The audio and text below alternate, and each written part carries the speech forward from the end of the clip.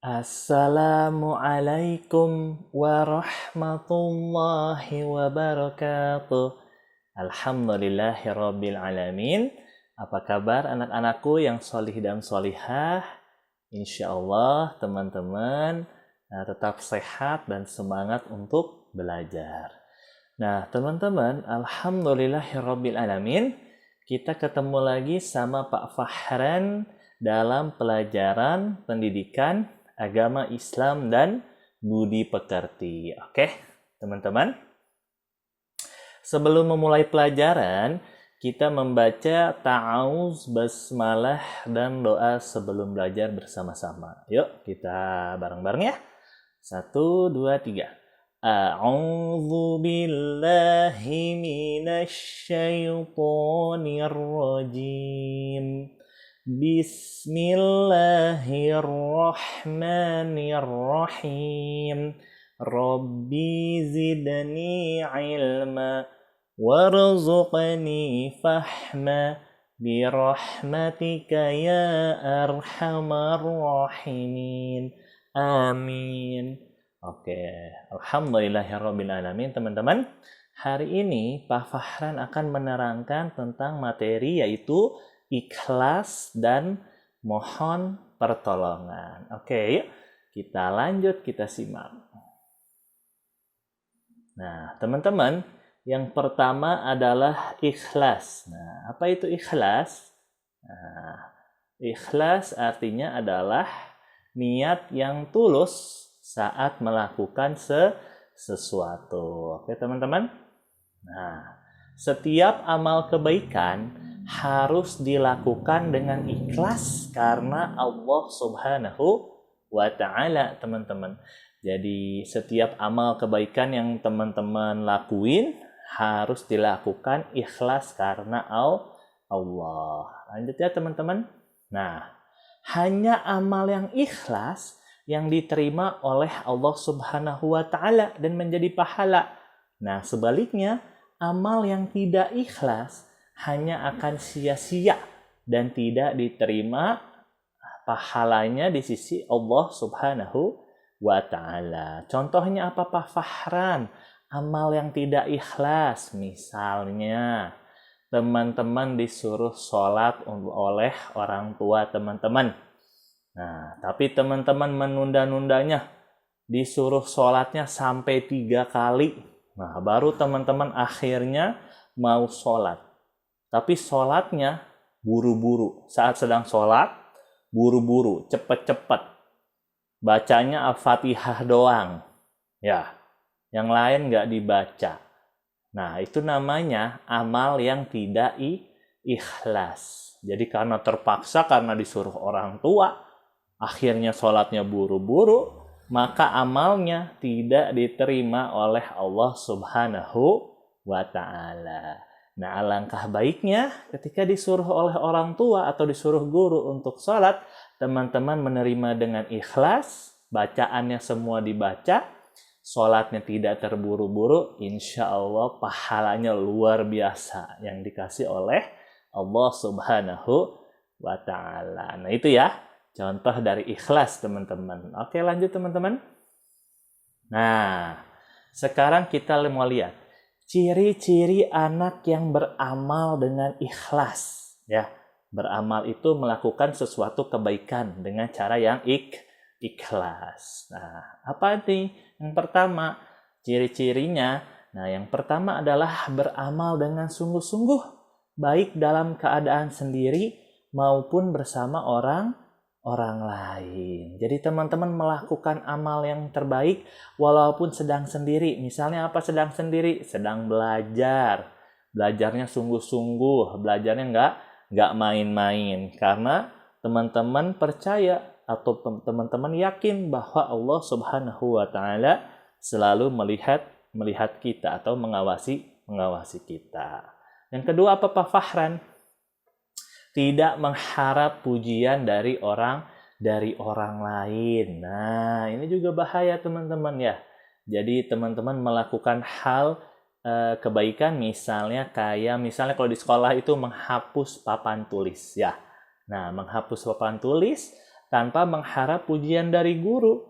Menghapus papan tulis karena kita ingin membantu guru untuk meringankan bebannya guru ya untuk mengajar. Jadi membantu guru itu insya Allah mendapat pahala tanpa harus mengharapkan dipuji oleh guru, dipuji oleh teman-teman ketika menghapus papan tulisnya. Itu ya maksudnya tidak mengharap pujian orang lain.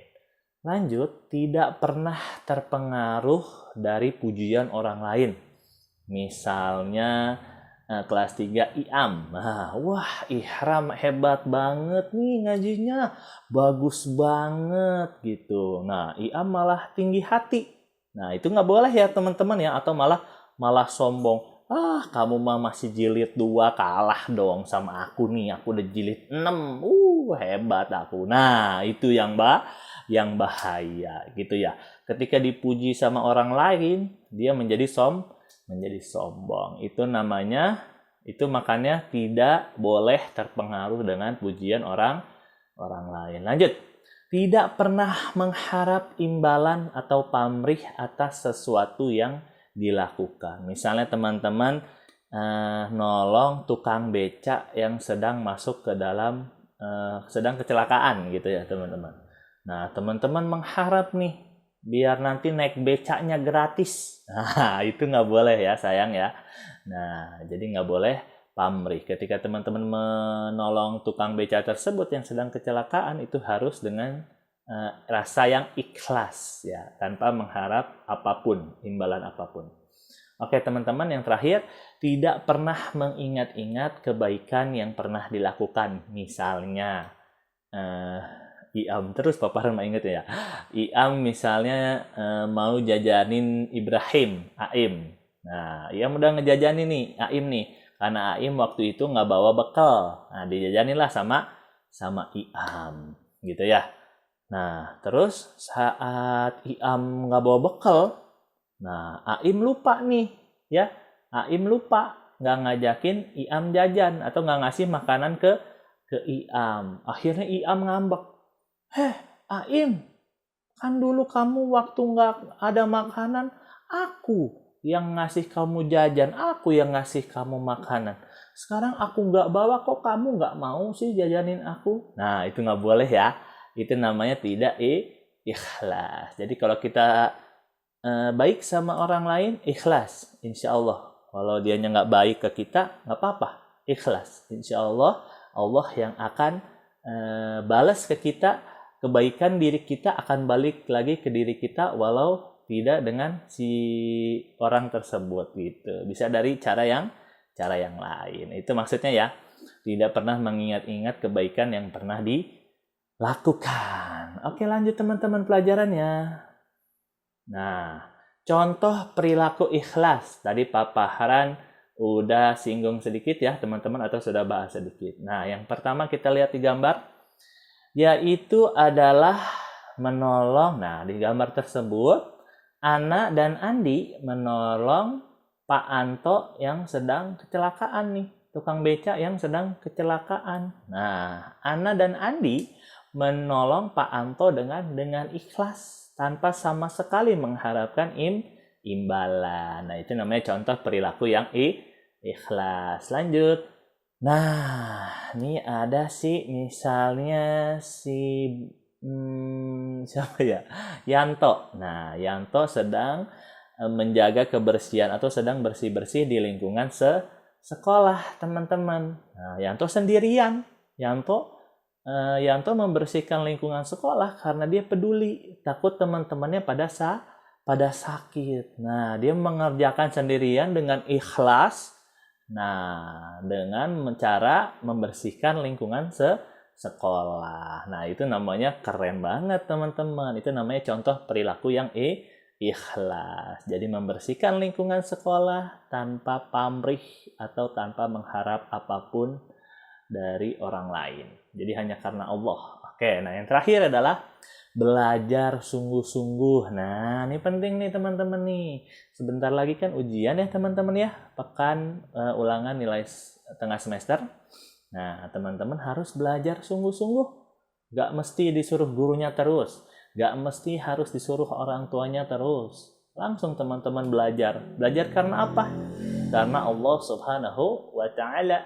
Nah, dan insya Allah ilmunya juga buat teman-teman ketika teman-teman belajar mendapat ilmu yang bermanfaat. Ya, karena Allah suka sekali sama anak-anak yang soleh, yang belajar, yang menuntut ilmu dengan ikhlas.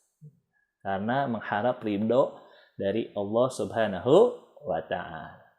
Itu ya teman-teman contoh dari ikhlas. Oke, lanjut. Nah, tadi kita udah bahas ikhlas. Sekarang kita mau bahas pelajaran tentang mohon pertolongan. Nah, apa itu mohon pertolongan Pak Fahran? Nah, mohon pertolongan artinya meminta bantuan agar dapat keluar dari kesusahan atau kesulitan. Lanjut ya sayang ya, paham ya? Nah, mohon pertolongan hanya kepada Allah Subhanahu wa Ta'ala. Nggak boleh sama bulan, nggak boleh sama matahari, nggak boleh sama patung. Itu namanya syirik, ya, menduakan Allah, dan dosa yang sangat besar, ya, yang Allah mungkin kalau dia tidak bertobat, dia akan masuk ke nerakanya Allah, gitu ya. Jadi kita mohon pertolongan hanya kepada Allah. Nah, sekarang gimana Pak Fahran caranya mohon pertolongan kepada Allah? Dengan cara berdoa. Ya, berdoa yang rajin kepada Allah. Nah, teman-teman tahu nggak sih? Allah itu suka banget sama orang hambanya atau anak-anak yang soleh yang suka meminta pertolongan kepada Allah. Daripada hambanya atau anak-anak yang soleh yang cuek, gak pernah berdoa sama Allah. Itu namanya orang yang sombong. Allah gak suka. Allah suka dengan hambanya yang selalu berdoa, yang meminta pertolongan kepada Allah. Jadi makanya kita harus rajin-rajin berdoa kepada Allah, ya, biar tidak memancing ketidaksukaan Allah karena kita sombong gitu ya. Jadi kita harus rajin-rajin berdoa atau meminta pertolongan kepada Allah Subhanahu wa Ta'ala. Lanjut teman-teman. Nah, teman-teman, ternyata mohon pertolongan juga ada di dalam Al-Qur'an. Nah, Allah berfirman di dalam surah Al-Fatihah ayat ke-5, teman-teman. Oke, kita baca ya teman-teman ya, bareng-bareng. A'udzu billahi minasy syaithanir rajim. Bismillahirrahmanirrahim. Iyyaka na'budu wa iyyaka nasta'in. Artinya, hanya kepada Engkaulah kami menyembah dan hanya kepada Engkaulah kami memohon pertolongan, ya. Nah, artinya adalah hanya kepada Engkaulah, hanya kepada Allah kita menyembah, kita beribadah, kita sholat, kita mengaji, kita belajar hanya kepada Allah atau mengharap ridha Allah Subhanahu wa Ta'ala. Dan hanya kepada Engkaulah, hanya kepada Allah kami memohon pertolongan, ya.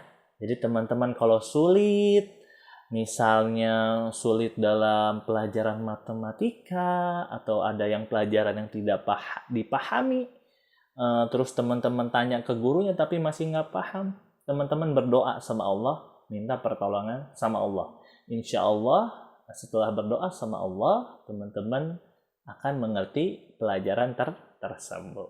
Oke? Mulai dari sekarang kita harus rajin-rajin berdoa atau meminta kepada Allah ya teman-teman ya. Oke, itu lanjut ya sayang ya.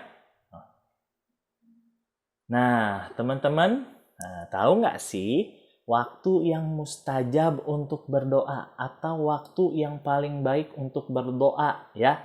Jadi waktu mustajab itu adalah waktu yang paling baik atau yang sering Allah kabulkan ketika kita berdoa atau waktu yang sangat barokah. Nah, waktu itu ada di sepertiga malam. Nah, apa itu sepertiga malam Pak Fahran? Jadi sepertiga malam itu saat orang-orang sedang tidur, teman-teman. Jadi ada di jam 1 malam sampai jam 3 malam. Ya, Teman-teman kalau misalnya kebangun di sekitar jam 1 sampai jam 3 malam atau di sepertiga malam, teman-teman jangan lupa langsung berdoa sama Allah, minta apapun sama Allah, ya. Minta pengen dipinterin, dipinterin. Minta pengen ditambahkan ilmunya, dicepetin, dibisain ngajinya biar lancar. Nah, minta semuanya sama Allah. Oke ya, teman-teman ya. Itu waktu yang pertama adalah di sepertiga malam. Yang kedua ada di antara azan dan iqomah atau iqomat, atau kita sering dengar qomat. Nah, jadi antara azan Allahu Akbar, Allahu Akbar. Nah, setelah La ilaha illallah. Nah, itu kan ada waktu ya teman-teman ya. Nah, biasanya kalau di masjid itu sebelum sholat berjamaah ada waktu tuh setelah azan teman-teman. Nah, dari azan sampai ke qomat tahu teman-teman? Ya, Allahu Akbar, Allahu Akbar, asyhadu an la ilaha illallah. Nah, itu qomat ya. Iqomah atau iqomat. Jadi dari waktu azan sampai diseru untuk iqomat, nah itu adalah waktu yang barokah untuk kita berdoa teman-teman.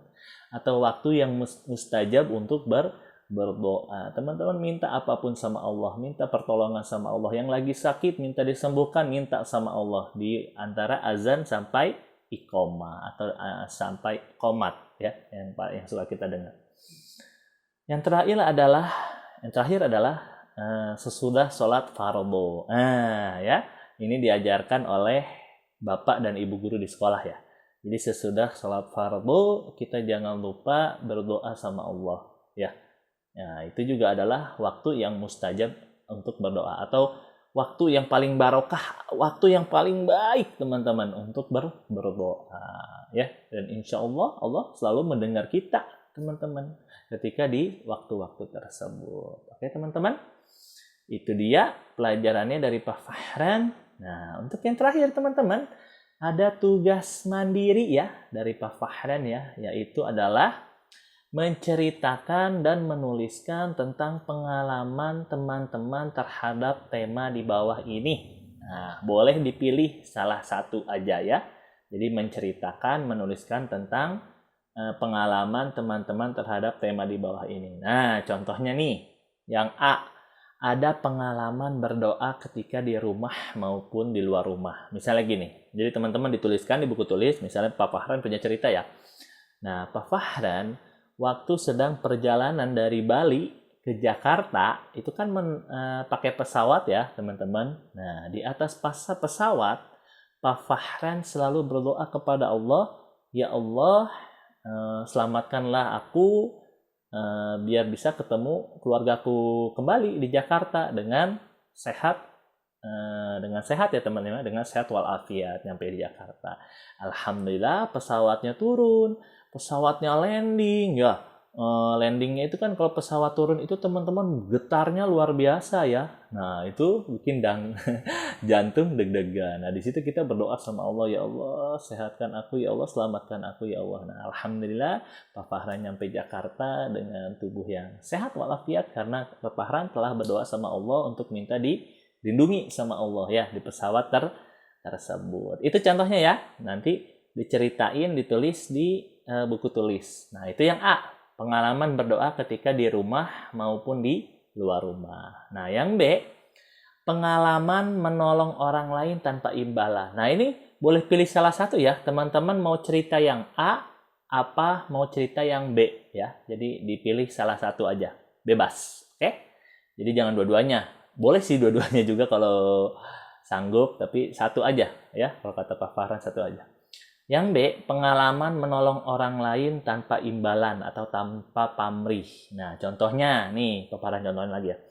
Nah, Pak Fahran setiap ke sekolah atau setiap ke SDIT Al Munawar, teman-teman, nah, Pak Fahran itu selalu melihat kakek tua renta di jalan.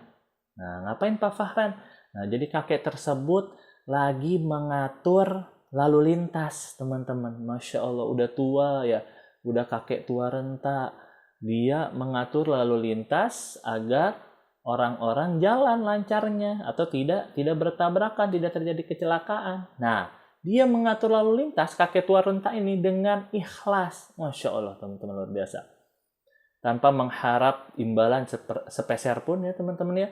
Tanpa meminta-minta, benar-benar nggak ada teman-teman. Benar-benar dia ikhlas dalam menjaga lalu lintas teman-teman. Nah akhirnya suatu ketika Pak Fahran ingin sedekah ke kakek-kakek tersebut, karena melihat perjuangannya beliau, akhirnya Pak Fahran sedekah ke kakek-kakek tersebut teman-teman ya. Nah, dan mendoakan kakek tersebut selalu sehat.